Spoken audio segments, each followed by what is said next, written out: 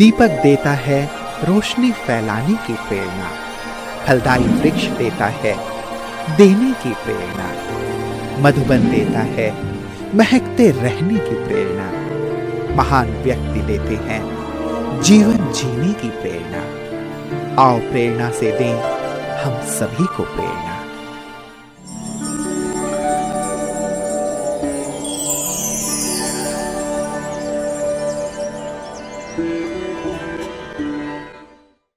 कंडेला उत्तर प्रदेश राज्य शामली जिले का एक ग्रामीण क्षेत्र है। कंडेला ब्रह्मा कुमारी ईश्वरीय विश्वविद्यालय की मुख्य संचालिका है राजयोगिनी बबीता दीदी जी। आपका जन्म 1978 में हरियाणा के देहरा में हुआ। बचपन से आपको पढ़ाई, नृत्य कला एवं संगीत कला में विशेष रुचि थी। आप मिलनसार, सर्व के स्नेही, निर्भयता, निश्चिंतता आदि गुणों से भरपूर है। सत्य की खोज में आपको 1995 में ज्ञान प्राप्त हुआ। 1996 में अव्यक्त बाप दादा से अलौकिक मिलन बनाकर 1997 में आपने अपना जीवन ईश्वरीय सेवा में संपूर्ण समर्पित किया। तब से दिल्ली, पानीपत, शामली आदि स्थानों में अपनी ईश्वरीय सेवाएं प्रदान कर 2010 से कंडेला में स्थायी रूप से आप अपनी सेवाएं दे रही हैं। जन जन को ईश्वरीय संदेश देते हुए आपने अनेक कार्यक्रम आयोजित किए। वर्तमान समय दीदी जी के नेतृत्व में 250 से अधिक विद्यार्थी राजयोग का अभ्यास करते हुए अपना जीवन शांति एवं प्रेम से भरपूर कर रहे हैं।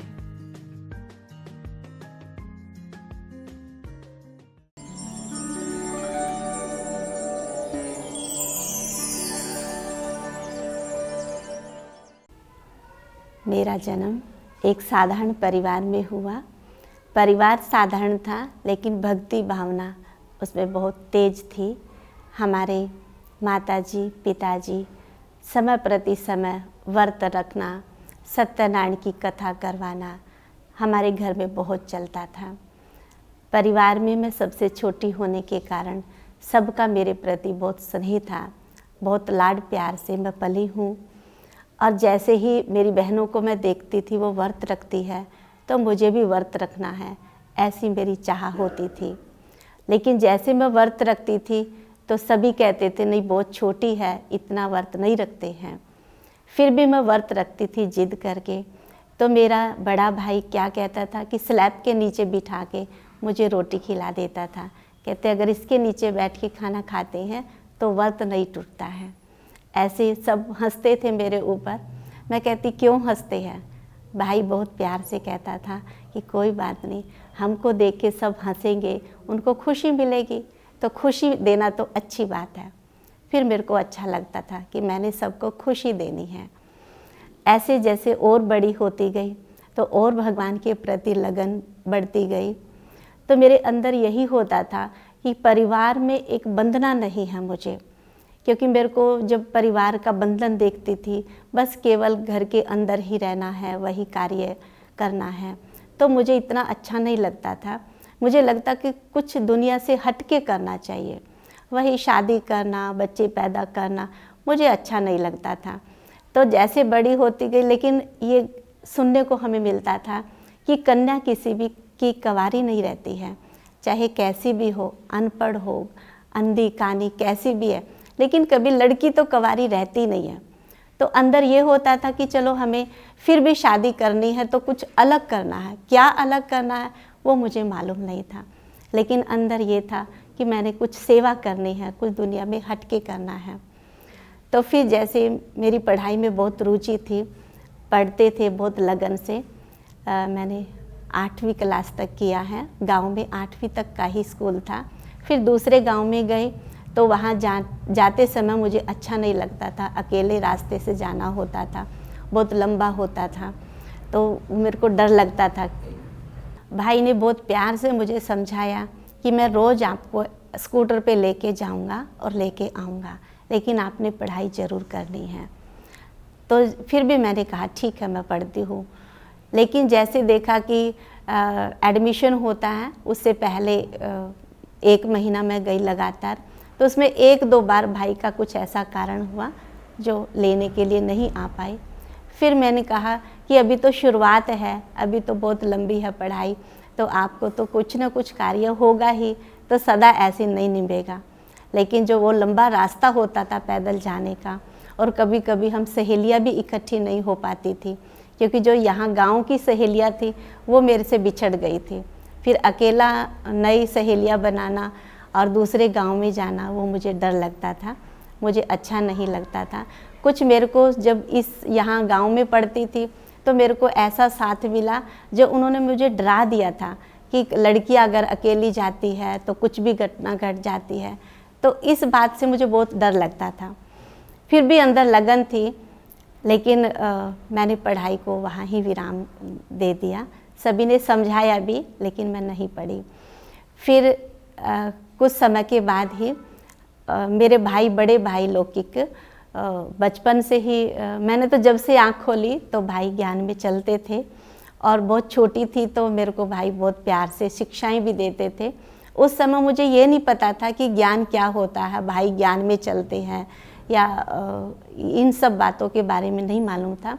लेकिन जब भाई कभी कभी घर पे आते थे, बाहर जॉब करते थे भाई जी, तो जब घर पे आते थे तो हमारे घर का वातावरण एकदम ऐसा हो जाता था जैसे कोई संत महात्मा घर में आए हैं। बहुत घर की साफ सफाई और भाई के लिए विशेष एक स्नेह प्यार उनका जागृत होना, आज बड़े भाई आने वाले हैं, तो घर का वातावरण ही अलग होता था। और भाई मेरे को बहुत प्यार करते थे।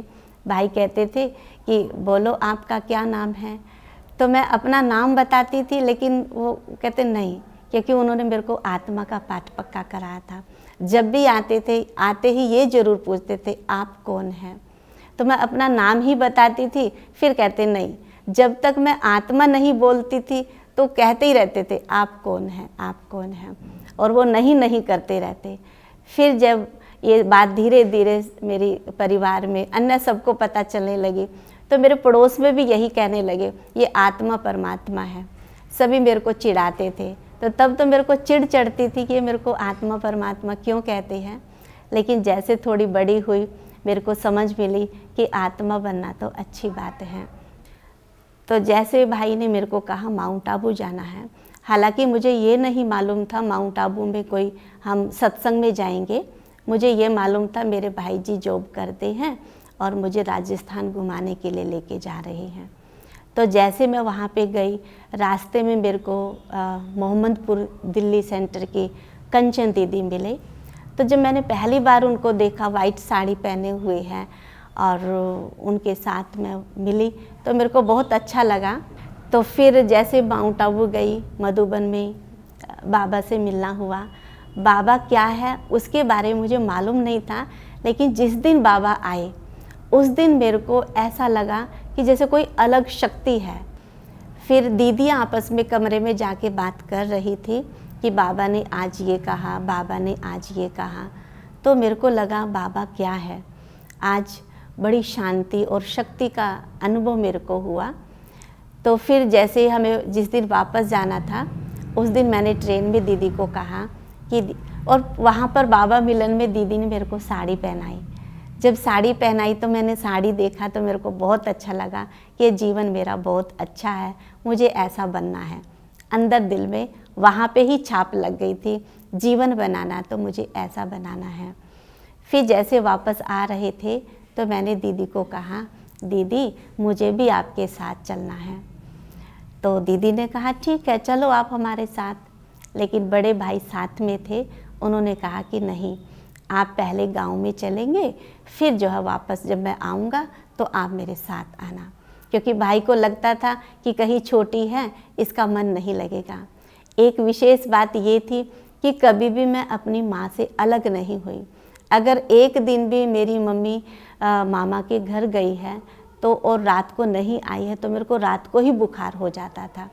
इसलिए उनको, परिवार वालों को ये पक्का था कि कभी माँ बाप के बिना नहीं रहेगी। तो जैसे ही मैं घर पे आई और मैंने कहा कि मुझे भी भाई के साथ जाना है, कुछ दिन रह के आना है। तो पिताजी ने यही कहा, कोई बात नहीं, बच्ची है, कह रही है, इसका मन तो लगता नहीं, फिर भी 2-4 दिन रह के आ जाएगी। क्योंकि मधुबन में तो मम्मी मेरे साथ गई थी, तो इसलिए उनको लगा कि वहाँ तो इसलिए रही। तो जैसे साथ में भाई के गई तो 1 महीना मैं वहाँ पे रही। फिर भाई के पास बार बार आ रहा था मैसेज कि आपको वापस लेके आना है। भाई मेरे को बोले, बहन चलो, आप मम्मी पापा बुला रही हैं। मैंने कहा नहीं, मुझे तो यहीं रहना है।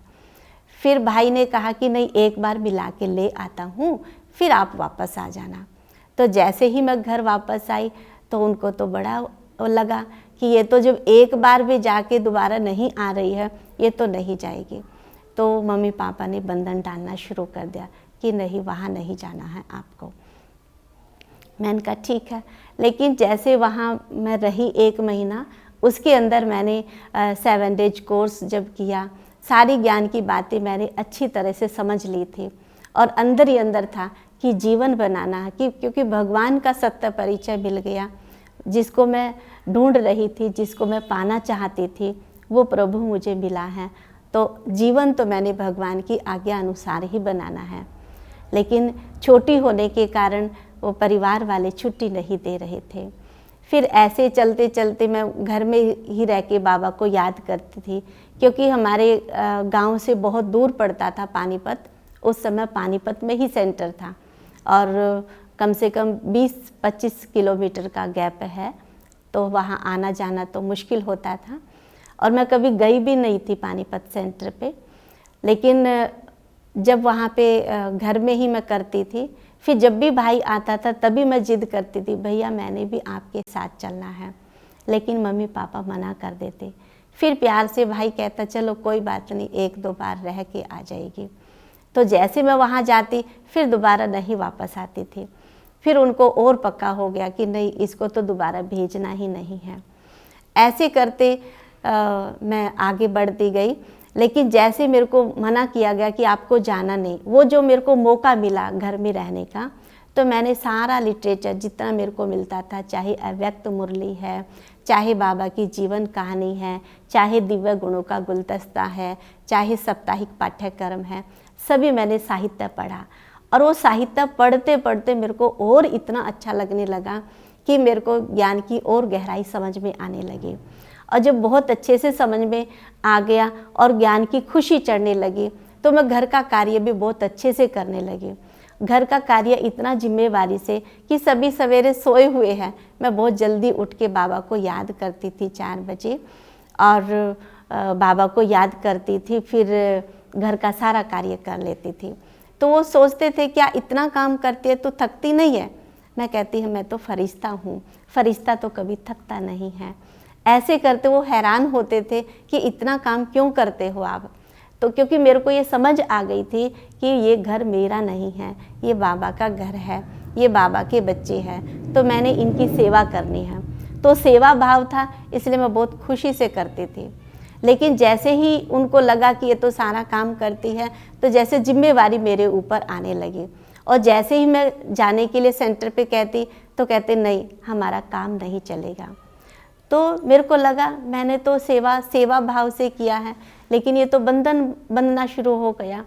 तो फिर मैंने कहा, मैं घर में ही रहूँगी, लेकिन कोई भी कार्य नहीं करूँगी, क्योंकि जो मैं जीवन बनाना चाहती हूँ, अगर आप वो मेरे को बनाने नहीं देते हैं, तो मैं घर का काम नहीं करूँगी।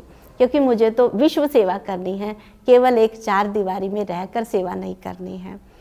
तो फिर पिताजी बहुत नाराज़ होते थे, लेकिन जब प्यार से मैं उनसे बात करती थी, ज्ञान की बात समझाती थी, तो उनको बहुत अच्छा लगता था। वो कहते थे, बेटा मुझे लगता है कि आप देवी हो और आपकी सारी बात सत्य है, लेकिन क्या करें, समाज है ना, समाज के अंदर लड़की कंवारी नहीं रहती है, नहीं तो बहुत पाप लगता है। मैं प्यार से समझाती थी कि पिताजी आप चिंता क्यों करते हैं, आपका तो नाम रोशन होगा, क्योंकि मैं खुशी से जीवन बना रही हूँ। विश्व के अंदर आपका नाम होगा, क्योंकि भगवान धरती पे आकर मेरे को अपने लिए चुन रहे हैं, विश्व सेवा के लिए चुन रहे हैं, इसलिए आप मेरे को प्लीज़ खुशी से छुट्टी दो। लेकिन जब प्यार से समझाया, फिर भी वो बंधन डालते थे कि नहीं। तो फिर क्या हुआ कि मैं मधुबन में दोबारा बाबा से मिलने के लिए गई। सन 97 में मैंने ट्रेनिंग के लिए दीदी ने मेरे को भेजा। जब मधुबन में ट्रेनिंग करने के लिए गई तो मेरे को बहुत अच्छा लगा। सारी ज्ञान की और गहराई, जीवन का लक्ष्य क्या है, क्या क्या ब्रह्मा कुमारी बन के सेवाएँ करनी है, कैसे हमारा जीवन होना चाहिए, वो सारी समझ मेरे को ट्रेनिंग के अंदर मिली। वहाँ दादियों का प्यार मुझे मिला, दादियों से स्नेह मिला, दादियों के अंग संग के अनुभव मिले, तो सब कुछ मेरे को बहुत अच्छा लगा। तो लेकिन मेरे को जब मैं ट्रेनिंग में गई थी तो मैंने यही सोचा था कि बेहद सेवा में मुझे जाना है। कहीं भी जब मैंने अंदर मन में पक्का कर लिया कि मुझे ऐसा जीवन बनाना है, तो तभी मैंने ये सोचा था कि जो बाबा मेरे को सेवा देगा, जहाँ मेरे को रखेगा, मैं वहाँ ही सेवा के लिए जाऊँगी। तो ट्रेनिंग में मेरे को बताया गया कि कुछ एक हद की सेवा होती है, एक बेहद की सेवा होती है। हद की सेवा माना जहाँ सेंटर से ट्रेनिंग के लिए आए हैं वहाँ वापस जाना, और बेहद माना जहाँ दादियाँ आवश्यकता अनुसार भेजती है वहाँ जाएंगे। तो मेरा यही लक्ष्य था कि जहाँ हमारी दादियाँ, जहाँ बाबा हमें सेवा के लिए लेके जाए वहाँ हम जाएंगे। तो मैंने बेहद सेवा में नाम अपना लिखवा दिया। जब बेहद सेवा में नाम लिखवाया तो दादियों, गिनी चुनी हम बहनें थी, 350 का ग्रुप था हमारा ट्रेनिंग में, और दादियों ने बहुत प्यार किया, एक एक चीज़ की हमारी संभाल की। लेकिन जैसे वहाँ पे ट्रेनिंग में पता चला कि बेहद सेवा में मुझे जाना है, तो भाई साहब, भारत भूषण भाई साहब मेरे को जानते थे क्योंकि बड़े भाई से संपर्क था। तो बड़े भाई ने कहा, भाई साहब ने कहा कि आपको हमारे पास ही आना पानीपत में, ये तो हमारी कन्या है, पानीपत की कन्या है तो पानीपत में ही आएगी। तो आशा दीदी ने मेरे से पूछा कि आपको कहाँ जाना है। मैंने कहा दीदी जहाँ आप भेजेंगे वहाँ ही जाऊँगी। तो कहा आपका पानीपत में बुलावा है, आपको पानीपत जाना है। जी दीदी, मुझे पानीपत जाना है। तो जैसे बड़ों ने भेजा तो मैं पानीपत आ गई। तो जैसे पानीपत आई तो पिताजी को फिर पता चला कि 2 महीने से आई नहीं है, कहाँ है। तो फिर जानकारी की तो वो पानीपत मुझे लेने के लिए आए। लेकिन जैसे पानीपत लेने आए तो दूर से ही मुझे पता चल गया, वाइब्रेशन जैसे आए मेरे को कि पिताजी आए हैं। तो मैंने दीदी को कहा, दीदी आज मेरे पिताजी आने वाले हैं और मैं कहीं छिपना चाहती हूँ क्योंकि वो तो मुझे लेके चले जाएंगे। लेकिन दीदी ने कहा ठीक है, मैं मिलती हूँ। तो जैसे ही पिताजी आए तो मैं छिप गई, और पिताजी आए तो कहा कहाँ हैं। तो मैंने कहा था कि पिताजी को बोलना कि दिल्ली ही है, वो यहाँ पर नहीं है। लेकिन पिताजी ने बहुत ढूंढा तो मैं वहाँ मिल गई, छिप गई थी मैं, फिर मैं मिल गई। तो फिर मैंने पिताजी को प्यार से समझाया कि अभी नहीं जाना है मेरे को। तो फिर ज़्यादा दीदी को बोलने लगे, दीदी ने मेरे को समझाया चले जाओ पिताजी आए हैं। तो मैं चली गई वापस घर। तो जैसे घर रही कुछ समय के लिए, फिर नहीं आने देते वो। जब मैंने ऐसे देखा कि ये तो वापस आने ही नहीं देते हैं, फिर मैंने एक दिन क्या किया कि एक ड्रेस उठा के और ऐसे शॉल के नीचे पहन के मैं वहाँ से धीरे से केवल किराया लेके मैं चल दी वहाँ से। तो जैसे चली तो कोई मेरे को रास्ते में मिला तो पूछा कहाँ जा रहे हो। मैंने ऐसे ही कहा पास में जा रही हूँ। लेकिन उन्होंने देखा, क्योंकि हमारा घर मेन रोड पे ही था और दूर तक दिखाई देता था कि कोई दूर जा रही है, अड्डे पे जा रही है। तो उन्होंने कहा कहाँ है बबीता, कहा अंदर ही है, कि नहीं वो तो गई है। तो जैसे मैं गई तो मैं स्कूटर में बैठ चुकी थी। तो फिर पिताजी और मम्मी आए वहाँ पे, तो मैंने दूर से ही देख लिया कि वो दौड़े दौड़े आ रही है। तो वहाँ हंगामा ना करे इसलिए मैं वहाँ से उतर के उनके पास आ गई और प्यार से कहा कि अब जो भी कहना आपको घर पे जाके कहना है। तो घर में वापस आए। फिर उन्होंने बहुत हंगामा किया कि ऐसे आप चले जाएंगे तो हमारा नाम बदनाम हो जाएगा, आप ये ठीक नहीं कर रहे। फिर मैं प्यार से कहती कि देखो, जब मेरे जीवन का लक्ष्य ही यही है, मैंने ब्रह्मा कुमारी बनना है, विश्व सेवा में जीवन देना है, तो आप मेरे ऊपर बंधन क्यों डाल रही हैं। और अगर आपको पता भी चलेगा कि कहाँ गई है तो लोग बोलेंगे, लेकिन एक दिन वो नाज करेंगे कि अगर कदम उठाया है तो अच्छे काम के लिए उठाया है, आप चिंता मत करो। फिर वो समझ जाते थे। फिर धीरे धीरे उनको अंदर ये लक्ष्य हो गया कि ये कैसे भी करके अब तो जानी ही है। फिर ऐसे करते करते बंधन मेरे टूट गए। मैं बाबा के घर में रहने लगी।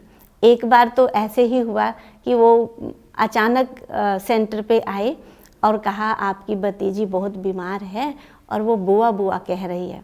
तो मेरे को दीदी ने कहा ठीक है आप जाओ मिलने के लिए। तो जैसे गई तो वहाँ पे बहुत सारे रिश्तेदार इकट्ठे हो गए थे। इकट्ठे हो गए तो देखा कि वो मेरे को ज़बरदस्ती कह रहे घर पे जाना है। मैंने कहा नहीं, मुझे घर नहीं जाना है, मुझे तो यहाँ ही रहना है। मैंने साड़ी पहनी हुई थी, मेरी बहन ने मेरी साड़ी का पल्ला ऐसे उतार के फेंक दिया कि आपको जाना है। मैंने कहा नहीं, मुझे नहीं जाना। कहते दूसरे ड्रेस है, नई है, ये आप पहनो। मैंने कहा नहीं, मैंने जो ड्रेस पहन ली वही मैं पहन के रखूँगी। फिर वो मेरे को जब जाने को बहुत ज़ोर कर रहे थे तो भाई ने ऐसे मेरे को गोद में उठा लिया और नीचे गाड़ी लाके खड़ी की, गाड़ी में डाल के मेरे को वो लेके गए। मेरे को बहुत अंदर दिल में रोना आया कि ऐसे कैसे उठा के लेके जा रहे। जब मैंने हर प्रयास कर लिया फिर अंदर बाबा को याद किया, बाबा शायद यही ड्रामा में नोंद है। तो मैंने कहा एक बार दीदी को फ़ोन तो करो कि मैं घर चली गई हूँ, नहीं तो वो ढूंढेंगे। गई थी घर पे मिलने के लिए, आई नहीं है।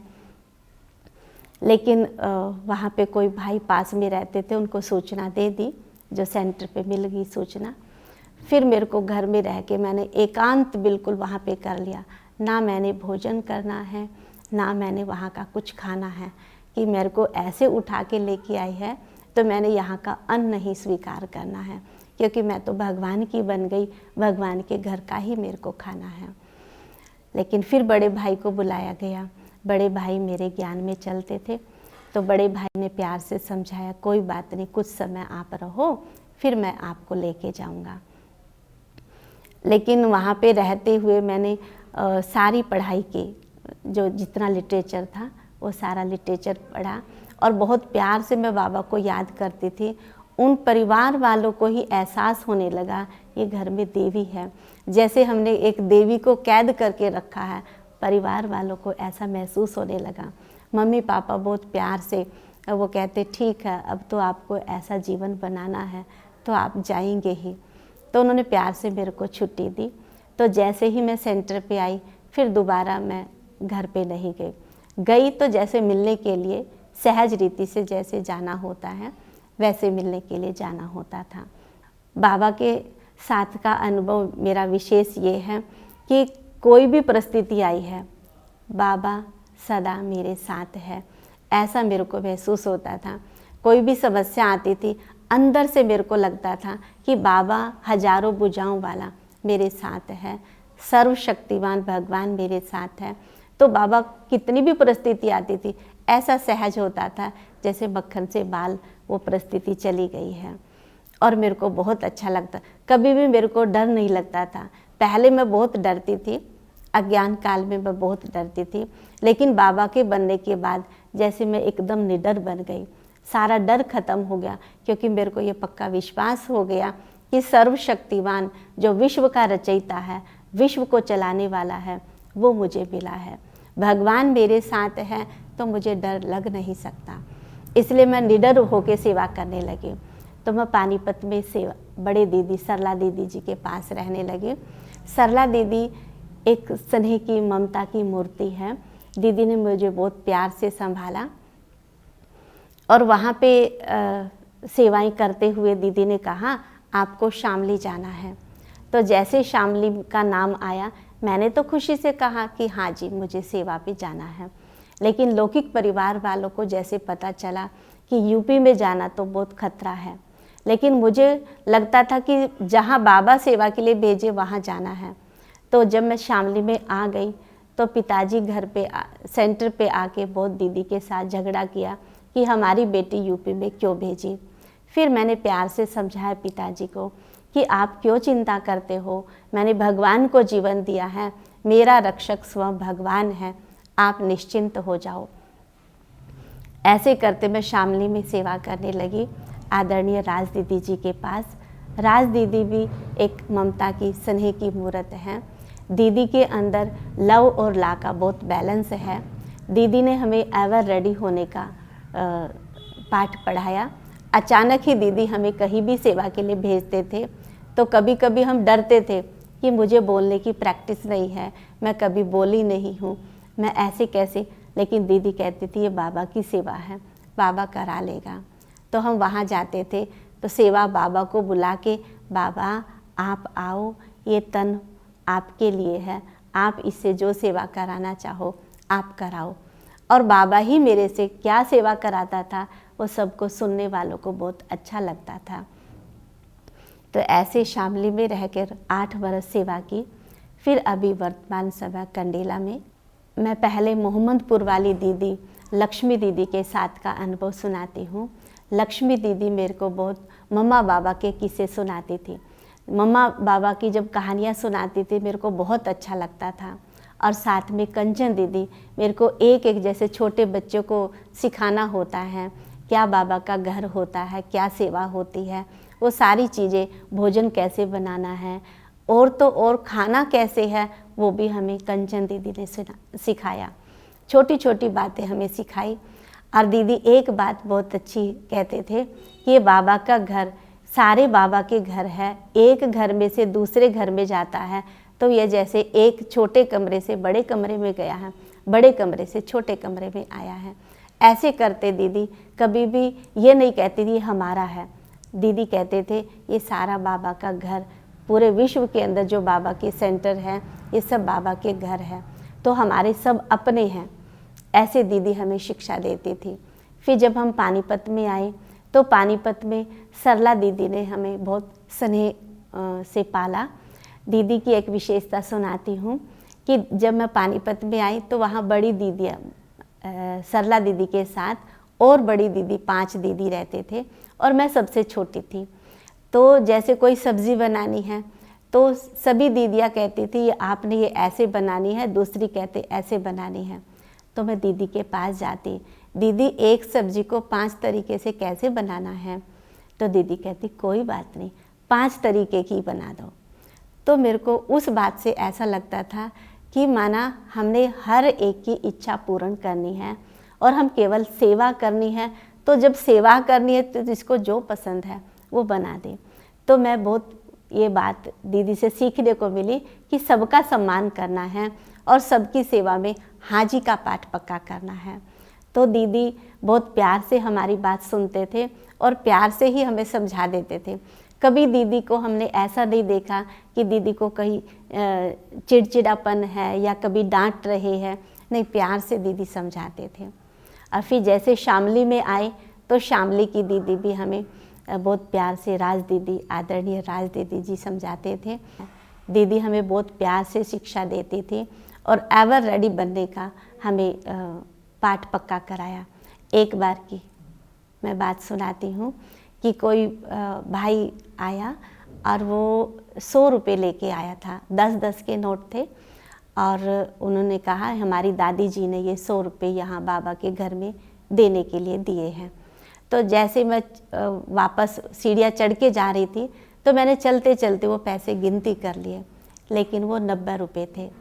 तो मैंने चुपचाप रख दिए कि कोई बात नहीं, अब उसने 100 कहा है, हो सकता वो 90 ही दिए हो। तो मैंने रख दिया। तो दीदी को बताया कि दीदी ऐसे ऐसे भाई ने 100 रुपये कहे थे, लेकिन इसमें तो 90 है, मैंने सीढ़ी चढ़ते चढ़ते गिनती कर लिया। तो दीदी ने बहुत प्यार से समझाया कि आपने उसको कहना चाहिए था। वो क्यों कहना चाहिए था कि उसने 100 रुपये दिए, बच्चा 10 रुपये कहीं गलत कार्य में लगाएगा तो उसका भी तो खाता बनेगा।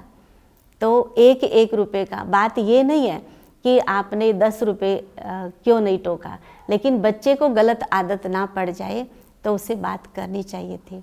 ऐसे दीदी हमें शिक्षा देते थे। दादियों के साथ का अनुभव सबसे प्यारा मेरा ये है कि दादी मनोहर इंदिरा दादी जी के साथ जब मैं पहली बार मिली तो दादी जैसे बहुत प्यार से ऐसे करके हाथ फेरा और ऐसे लगा जैसे शिव बाबा की शक्तियाँ मेरे को मिली हो। दादी जी बहुत प्यार करते थे और ऐसे मुट्ठी कह के ऐसे दादी ने हमें टोली खिलाई तो मेरे को बहुत अच्छा लगा। दादी प्रकाशमणि जी से भी मेरा मिलना हुआ। दादी प्रकाशमणि जी के नैनों के अंदर बहुत शक्ति थी। दादी ने जैसे दृष्टि दी तो एकदम जैसे आत्मा को शांति और शक्ति का अनुभव हुआ। और ऐसे गुलजार दादी मिली तो मैं चंद्रमणि दादी जी से भी हूँ, लेकिन तब इतना प्यार नहीं था कि दादियों के प्रति, क्योंकि समझ नहीं थी, बहुत छोटी थी, पहली बार आई थी। लेकिन गुलजार दादी, दादी जानकी जी, दादी प्रकाशमणि जी, दादी मनोहर इंदिरा जी, सभी दादियों से बहुत नज़दीक से मिली। और सभी दादी, ये मेरा परम सौभाग्य है कि इतनी सारी दादियों की मुझे पालना मिली। और मैं अपने को धन्य धन्य समझती हूँ कि बाबा ने मुझे अपना बनाया, बाबा ने मुझे चुना और विश्व सेवा के मुझे योग्य समझा। जब से मैं बाबा की बनी हूँ, मैंने कभी भी अन्न के प्रति जरा सा भी लूज नहीं हुई। कभी मेरी इच्छा नहीं होती कि बाहर की कोई चीज़ खाऊं, या कोई हल्का सा भी मेरी दृष्टिवृत्ति जाती हो, ये खाने के मेरा मन है। मेरे को खाने के प्रति बहुत बाबा की याद में ही खाना है, बाबा के घर का बना हुआ ही भोजन स्वीकार करना है, ऐसे मेरे को बहुत अच्छा लगता है। मतलब खाने के प्रति मेरी चंचलता बिल्कुल नहीं है। दूसरा, मेरे को बाबा की सेवा, गांव के आसपास की सेवा करना बहुत अच्छा लगता है। जब मैं शुरू में कंडेला में आई थी तो कई बहनों से सुनने को मिला, क्या गांव में, लेकिन गांव की सेवा करके दिल खुश होता है। भोले भोले भाई बहनें होते हैं, उनकी सेवा करते हैं तो उनकी दुआएं मिलती हैं। और गांव में ही सबसे ज़्यादा ये शराब पीना या नशे की चीज़ों में बहुत लिप्त होते हैं।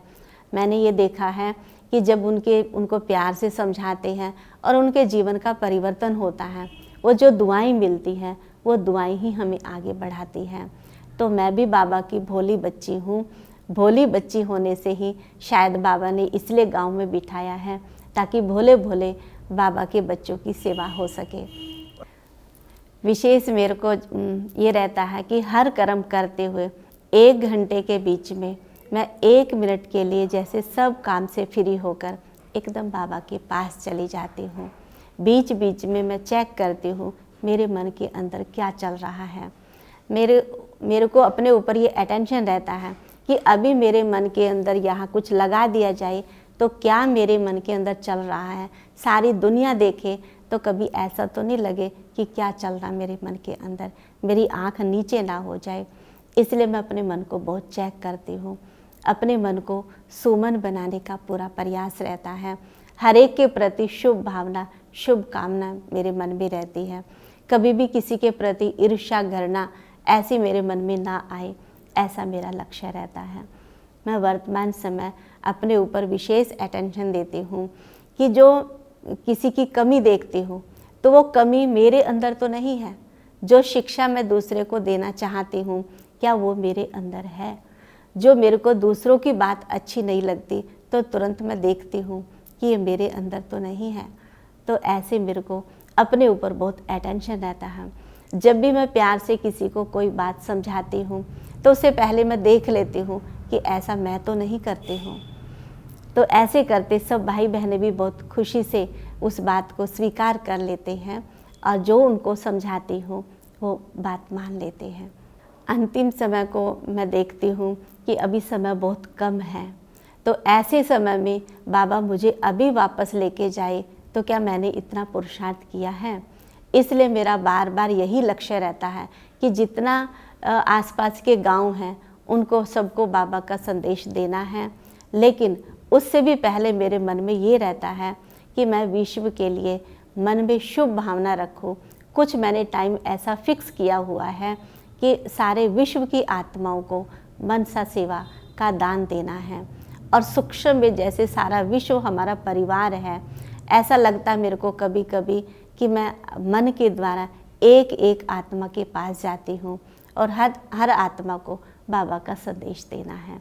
ऐसा मेरा, क्योंकि समय बहुत कम है तो सारी विश्व की आत्माओं को बाबा का पैगाम देना है, तो मन के द्वारा ही मैं वो सेवा कर सकती हूँ, ऐसी मेरी भावना रहती है।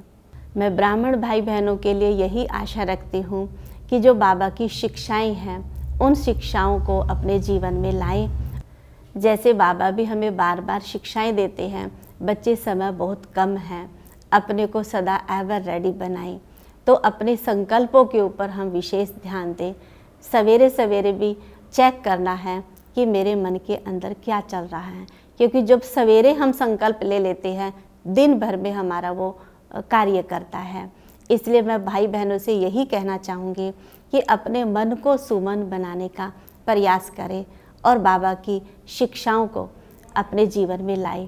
अपने जीवन को मधुर बनाना है कि वर्तमान समय ही ऐसा है कि हमें हर एक के साथ मिल के चलना है। जो बाबा कहते हैं कि हमारी नई दुनिया, हमारा एक परिवार होगा, स्वर्ग बनेगा, तो स्वर्ग में हम सब मिल के रहेंगे, एकजुट होकर रहेंगे। तो सही, चाहे हम घर परिवार में रह रहे हैं, लेकिन घर परिवार में रहते हुए भी हमने अपने संस्कारों की रास करनी है, संस्कारों को मिला के चलना है, क्योंकि सारा संसार हमारा परिवार है। किसी को भी हमें ये ना लगे कि ये फलाने का है, ये दूसरे का है, लेकिन सब हमारे हैं। ये सारा संसार हमारा परिवार है। ऐसे सबके साथ मिल के चलना है।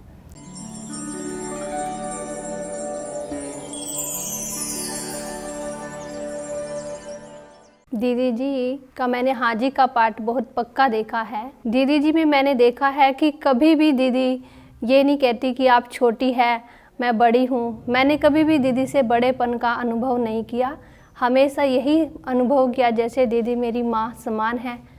और दीदी जी की एक विशेषता रही, मैं 11 वर्षों से दीदी जी के साथ हूँ, लेकिन दीदी जी तीनों टाइम मुझे भोजन पका के खिलाती है। कोई भी गलती होती है तो बड़े प्यार से मुझे समझाती है। बबीता दीदी वो बहुत सहनशील है, संतोषी है। जैसे संतोषी माता होती है ऐसी है। दीदी ने हमको संतोष, सहनशीलता, अच्छी धारणा करना, गुणों की धारणा करना ये सिखाया। दीदी ने हमेशा हमें माँ की तरह पालना दी और दीदी ने हमेशा हाजी का पाठ पक्का करना सिखाया, क्योंकि लौकिक में कुछ परिस्थितियाँ ऐसी आ गई थी। दीदी ने ऐसी शिक्षा दी जिससे मैं लौकिक और अलौकिक दोनों का बैलेंस रख पाई और वो सहज ही पार हो गई। दीदी के अंदर सहनशीलता, स्नेह, रहम दिल दीदी के अंदर जैसे कूट कूट कर भरा हुआ है। और हमें दीदी ने सिखाया कि हमेशा आगे बढ़ने के लिए एक तो हाजी का पाठ पक्का करना है। बबीता बहन को मैंने लौकिक रूप में भी देखा है और अभी अलौकिक रूप में भी देख रहा हूँ। लौकिक रीति से भी ये परिवार में सबसे छोटे होते हुए भी ये बड़ों जैसी बातें करते रहे हैं और बड़ों को समझाने में इनका विशेष योगदान रहा है। हमारे घर में 2-2 भाभियाँ होने के बावजूद भी और बड़े भाई बहन होने के बावजूद भी सब इनको सम्मान देते थे, क्योंकि बचपन से ही इनकी विशेषता बड़ों की तरह ही रही है। उसके बाद ज्ञान में आने के बावजूद भी इन्होंने इस अलौकिक जीवन को बहुत अच्छी तरह से जिया है और बहुत अच्छी तरह से उसको पालन कर रहे हैं। दीदी बबीता बहन के कहने से हमने कैराना के अंदर एक बहुत बड़ा कार्यक्रम जो दीदी ने आयोजित कराया पब्लिक इंटर कॉलेज में, उसमें 7 दिन का वो पूरा कैंप किया, राजयोग की ट्रेनिंग ली इन्होंने। फिर विद्यालय के अंदर भी कार्यक्रम किया, शिवरात्रि का कार्यक्रम किया, शिव के बारे में बताया कि शिव का अर्थ है कल्याणकारी। शिव बाबा हम सबको कल्याण के मार्ग पर ले जाने वाले हैं। जब कभी मैं जीवन में किसी कठिन कार्य से कुछ डर जाता हूँ तो बहन जी वास्तव में एक प्रेरणा का कार्य करती हैं। और दीदी के यहाँ आने के बाद, इनके संपर्क में आने के बाद जीवन ही चेंज हो गया। जो अटल विश्वास परमपिता परमात्मा के प्रति बहन जी में देखा, खास तौर से भवन निर्माण के समय हम सब ये सोचते थे कि पैसा नहीं है और काम इतना बड़ा कैसे होगा, और दीदी के चेहरे पर वही मुस्कुराहट, वही अटल विश्वास। काम हमारा नहीं है भाई, काम ऊपर वाले का है, परमात्मा का है, वो कराएगा। उस खुशी और उस अटलता ने हमारा भी जीवन बदल दिया। कैसे भवन बन गया पता भी नहीं लगा।